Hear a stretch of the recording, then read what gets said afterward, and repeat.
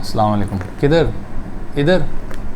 ओ भाई, काम की वीडियो सुने आपके काम आएगी।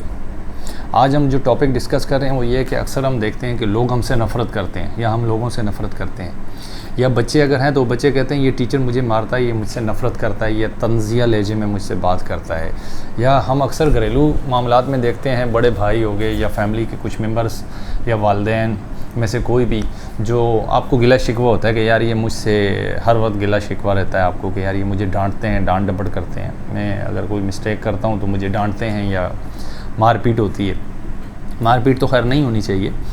तो इस टॉपिक को आज हम डिस्कस करेंगे और हम ये डिस्क्राइब करने की कोशिश करेंगे कि अगर आपसे कोई नफ़रत कर रहा है और आपको डांट डपट कर रहा है तो इसको हम थोड़ा सा 2-3 एंगल से देखेंगे।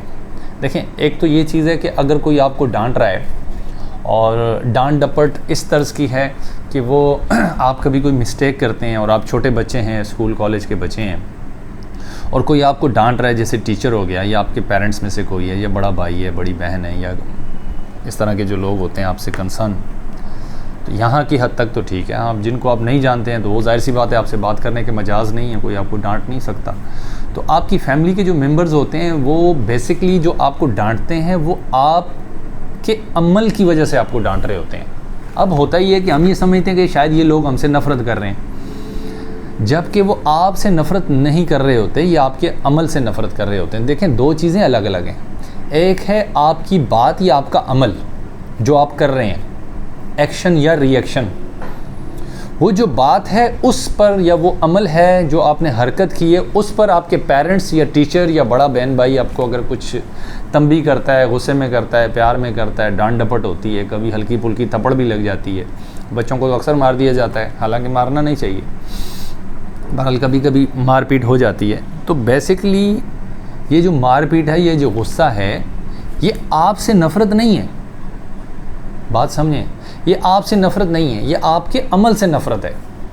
हो सकता है आपका लहजा अच्छा ना हो, आपका अंदाज़े गुफ्तगू अच्छा ना हो, आप जिस तरह किसी भी चीज़ को प्रेजेंट करते हैं वो बेहतर ना हो सकता है जो आप गलत काम करते हैं, गलत बात करते हैं, उसमें कोई लॉजिक ना हो। और छोटी उम्र में तो वैसे भी इंसान बेतुकी बातें, बेतुके काम ज़्यादा करता है और मकसद के काम और मकसद की बातें कम करता है, तो इसलिए फिर उसे सुबह शाम डांट पीटती है। फिर इसी तरह अगर इसको घरेलू लाइफ में ले जाएं, मियाँ बीवी के रिलेशन में, बहन भाइयों के रिलेशन में, माँ बाप के साथ जब आप बड़े हो जाते हैं, माँ बाप के साथ रिलेशन में, तो अक्सर आपको गिला शिकवा मिलता है, ये बड़ा भाई है, बड़ी बहन है, बड़े, और माँ बाप जो हैं वो मुझे ही हर वक्त डांटते रहते हैं। चाहे आप लड़की हैं, ये मर्द हैं, या औरत हैं, कोई भी किसी भी सेंस में आप देख लें, हमें ही डांटा जाता है। हमें क्यों गिला शिकवा हमसे ही होता है हर वक्त, हर किसी को हम ही से गिले शिकवे हैं। तो बेसिकली वो आपसे गिला शिकवा नहीं होता। आपकी जो बॉडी है वो अल्लाह ने बनाई है, उस बॉडी पे किसी को कोई गिला शिकवा नहीं होता। ना आपकी ज़ुबान पे किसी को गिला है, ना आपके हाथों पे, ना कानों पे, ना बॉडी पे, किसी ऑर्गन पे। आपके अमल पे गिला होता है। आपके अमल के मामलात ख़राब होते हैं। अब ये जो अमल के मामलात हैं, बंदा अगर आपको डांट रहा है या बात कर रहा है या आपको नसीहत कर रहा है, तो वो बेसिकली आपके अमल को बेहतरी की तरफ लेके जाना चाहता है, बेहतर सेंस में आपको पेश करना चाहता है कि यार ये शख्स अपनी अमली ज़िंदगी में इस काम को बेहतर अंदाज में भी कर सकता है। तो वो जिस सेंस में आपको कह रहे होते हैं, बड़े जो बुज़ुर्ग हैं या आपके बड़े भाई बहन, माँ बाप, तो वो आपको इस सेंस में बात नहीं कर रहे होते कि आपसे वो नफ़रत करते हैं। वो नफ़रत नहीं करते हैं, बेसिकली वो आपके अमल से नफ़रत कर रहे होते हैं। तो या तो आप ऐसा अमल ही ना करें कि डांट डपट की नौबत आए, क्योंकि अक्ल के जो 3 पैमाने हैं वो यही हैं कि पहला इंसान जो है ना वो बात करने से पहले सोचता है, वो ज़हीन होता है। दूसरा इंसान जो है ना वो बात करने के बाद सोचता है, हो मैंने ये गलत किया, तो वो इम्प्रूव करता है, अपनी गलती, सॉरी, माफ़ी मांगता है, वो डे बाय डे इम्प्रूव हो जाता है। और तीसरा वो बेवकूफ़ होता है जो गलती करके भी नहीं सोचता, पहले भी नहीं सोचता, ना पहले सोचता है, ना दरमियान में सोचता है, ना बाद में सोचता है, गलती होगी तो क्या हुआ। तो आप जिस कैटेगरी में आते हैं उस हिसाब से अपने आप को मैनेज कर सकते हैं। अगर आप गलती करने से पहले सोचते हैं, काम करने से पहले सोचते हैं, बात करने से पहले सोचते हैं, तो आप दुनिया के ज़हीन तरीन लोगों में से हैं, तो आपसे तो गलती होगी नहीं।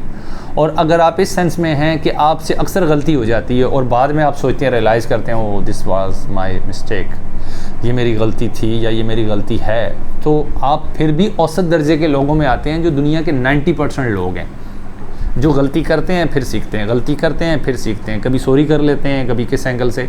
तो वो दरमियाना तबका जो है पूरी दुनिया में ज़्यादा बड़ी तादाद में है। तो गलती कर ली तो इंसान को रियलाइज़ करना चाहिए, सोचना चाहिए कि दिस इज़ माई मिस्टेक, तो आप उससे पीछे हटें, एक स्टेप सॉरी करें, पीछे हटें, तो आप ज़हीन तरीन लोगों में से हैं।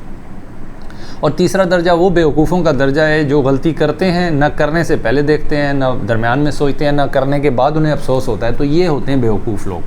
तो आप देखें आप किस कैटेगरी में अपने आप को पाते हैं।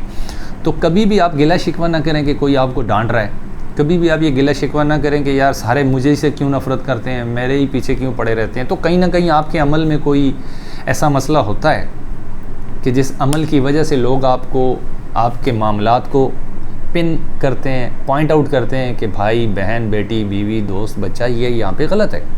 समझ रहे हैं? तो आज मैं आपको ये चीज़ डिफ़ाइन करना चाह रहा था कि गलती करना और गलती पर किसी की डांट डपट या नसीहत जो है ये आपके लिए खुशनसीबी भी है। मगर आप इसको नेगेटिव ना लें कि यार ये बंदे मुझसे ये लोग मुझसे नफ़रत करते हैं। लोग आपसे नफ़रत नहीं, आपके अमल से नफ़रत करते हैं।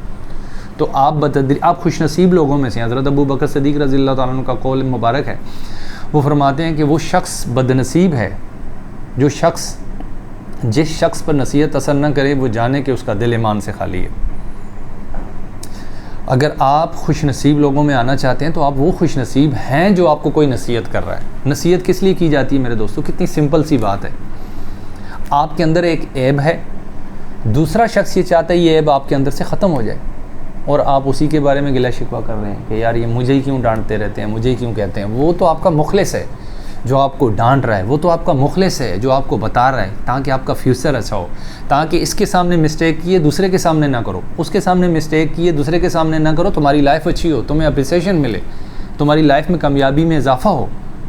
तो बेसिकली हज़रत अबू बकर का कौल इसी सेंस में है कि जिस पर नसीहत असर ना करे वो जाने कि उसका दिल ईमान से खाली है। कहीं मेरा और आपका दिल ईमान से खाली तो नहीं है? कहीं हमें किसी की डांट डबड़ या किसी की नसीहत हमें बुरी तो नहीं लगती?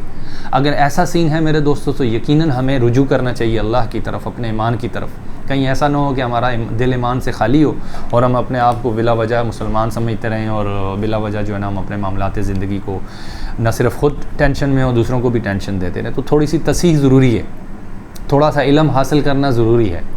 अगर कोई आपको डांट रहा है तो कभी अकेले में रात में 10 मिनट का आप टाइम लें, 15 मिनट का, और बैठ के सोचा करें सारा दिन कि यार मुझे अगर किसी ने दिन में फ़लानी चीज़ पे डांटा है तो उसके रीज़न्स क्या हो सकते हैं, इसने राइट वे में डांटा है या बिला वजह उसकी आदत है।